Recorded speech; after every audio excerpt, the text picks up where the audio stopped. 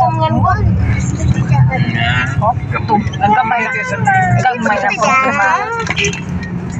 Problema siya kung nasaktan yung magulang niya, pamilya na niya, hindi man. Kasi na ano naman na. First time na makasakay sa kotse. Dito lang ito. Nakasakit ako.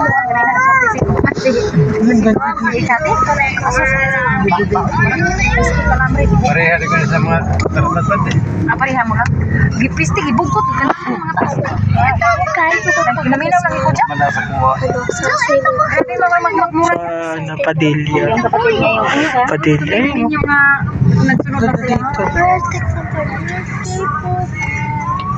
Ayan, pag tumingin kayo sa'yo. Inana, baka na inak ko eh. Ay, baka inana. Ay, shit ka man eh. Bakit mo bungkuin ang ulo ko? Mabuka man, maskin. Naman. Kasi ginanang ginikanan na. Kalambit ko. Ano, di ba sa kanto na na? Naka ng pagpulo ko. Hindi na yung mga papa. Ano po? Wala ka mahibaw. Ilan po na? Inato ka, di ba, be? Ako na kayo si Kuya. Di ba na mo tingin mo din yung magulang nila, be? Uy, naman, huwag yan yung magulang.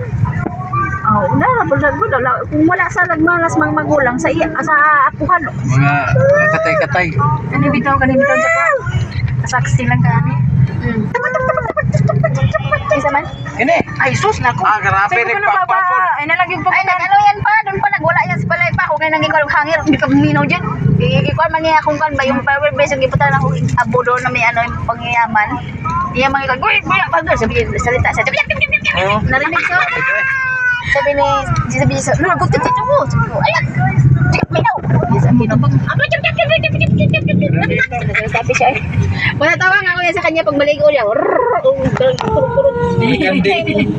Sa malay mo ang nagkis. Umiyak ko. Nada siya. Umiyak ko na ito, limukon.